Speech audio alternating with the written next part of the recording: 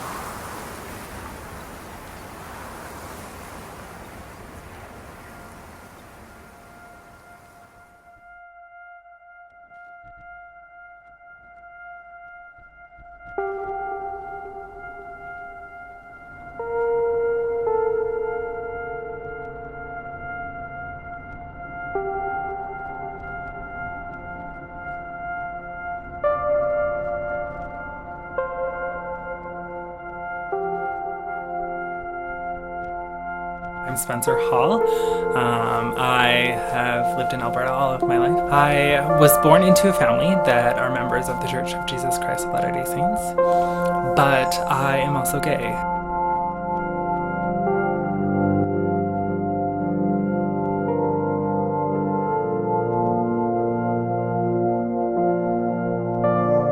I've known I was gay from a very young age, actually. But at the time, there was no labels. We didn't recognize that I was gay until much later, but it didn't faze me. With the opportunities and struggles that I've had in life, there have definitely been a lot of challenges.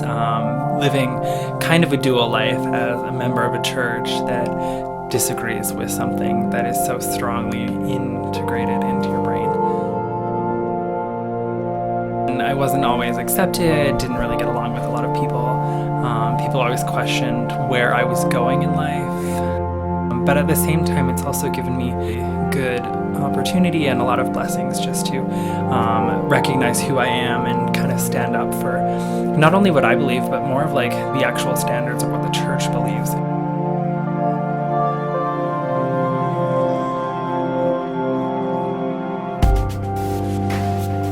I know God created man for greatness, and He did everyone with a divine purpose.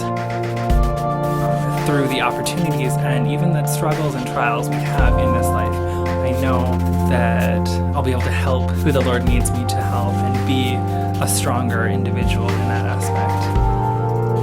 And if having a life in your religion or your faith-based community is, a goal for you, it's definitely doable, as it has been for me.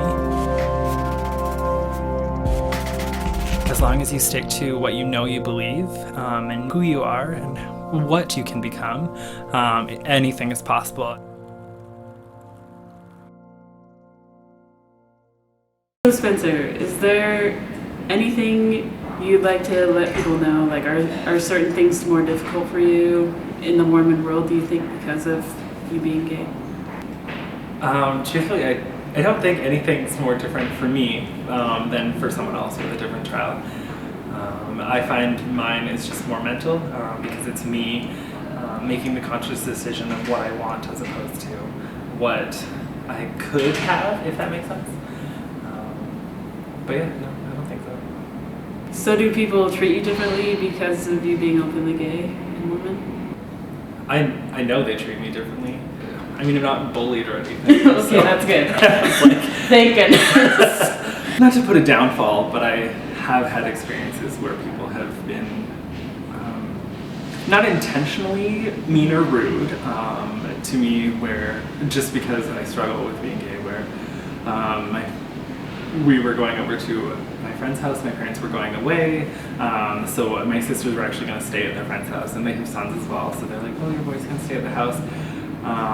But then it came down to that they didn't want me to stay at the house because I'm gay, and they didn't want me around their children for that reason, and thinking it's like an infection and I'm gonna spread gayness around. And I mean, I laugh because I think it's a pathetic situation. Yeah. And when it came down to it, I just remember looking at my mom being like, why are we friends with these people if they're gonna treat us like this? And then, I mean, we're still friends with them today for the reason that they took the understanding and the time and perspective to kind of understand what I go through and how to better accept me, which was very big and very important to me, but it was very wonderful on their part that they took that, because I've had other experiences, such as past leaders in the church that have just sat on their high horse and like, I'm not going to learn anything about what you're going through because this is the way it should be and this is the way I know it. So I think that's one of the hardest things of being openly gay in any religion, let alone the one that I belong to, because I find that when you belong to a religion, you're supposed to act like Jesus Christ and love everyone and accept everyone, but we have our mental minds that hinder us from actually being able to do that. So I know people treat me differently, but I don't allow that to hinder me. You referred to being gay as a trial and not a hindrance, but what would you say to people in the gay community who maybe would take offense to that? Yeah, no, that's a very good question. About me referring to it as a trial.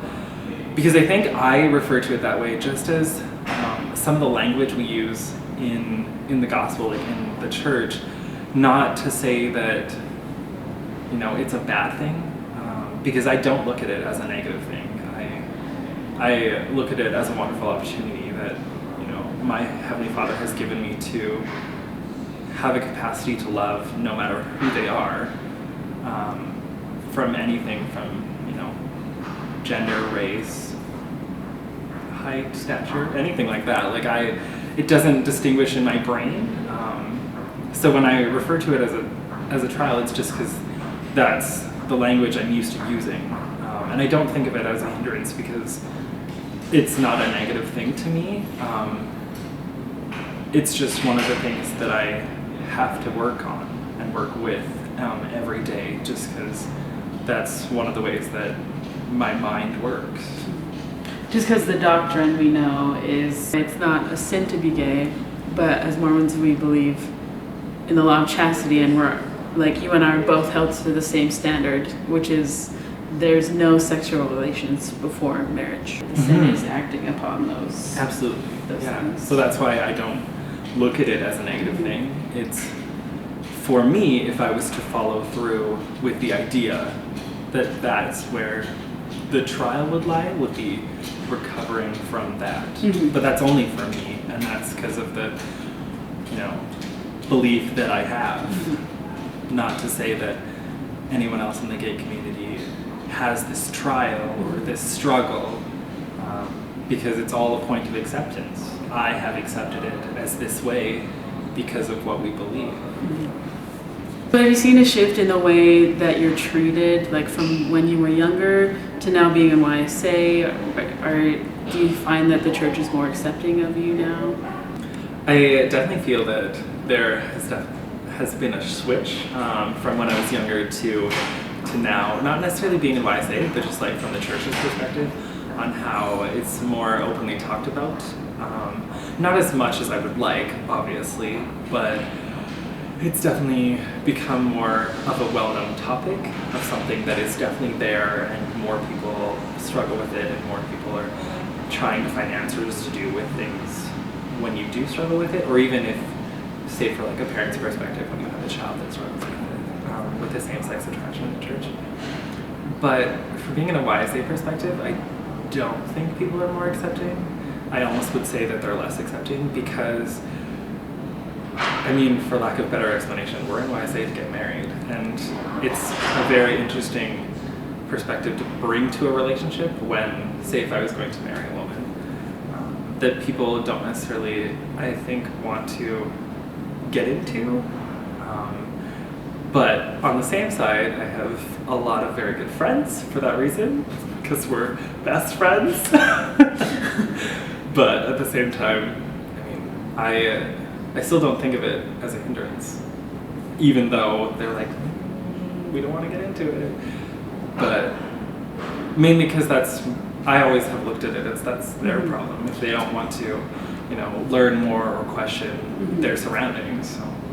For sure, I think the right person would totally be okay with everything that you are. Is there anything as YSA that we can do to be more accepting or to help you feel loved more accepted?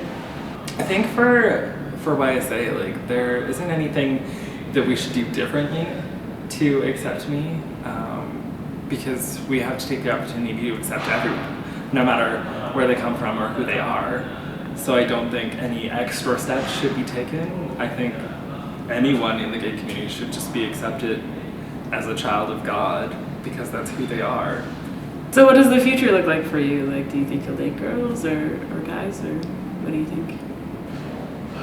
I don't know. Is he gonna give me the answer? No.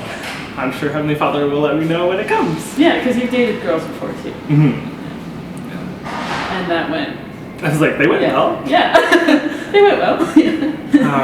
No, I think that right now I'm just trying to learn more about the gospel of my Savior and the love He has for me, and that I will do what He wants for me, because that's always something I've strived, is just to live up to the man that I know He created me to be, and however that looks in the future. I mean, I look forward to seeing how it turns out as well. I'm open either way. So has this experience strengthened your testimony at all? I feel that it has strengthened my testimony. I don't think it's been hard to change or to build a testimony because of it. I think it's given me more of an opportunity to actually build a testimony, because especially in this time in my life, just being 24 years old and having all the questions outside of being gay and Mormon, just like, why do I go to church? I think it's given me a greater opportunity to hone in on what I believe, because I have this child, and it's given me more of a focus to help me understand where I stand and where I can go. Spencer, thanks so much for coming and sharing your story with us. I really appreciate it. You're welcome. Thank you for allowing me to share my story. I want to thank Maren for putting together that wonderful This Is Us video, and especially I want to thank Spencer for sharing with us his experiences. Until next time, have a wonderful day and a wonderful Latter-day life.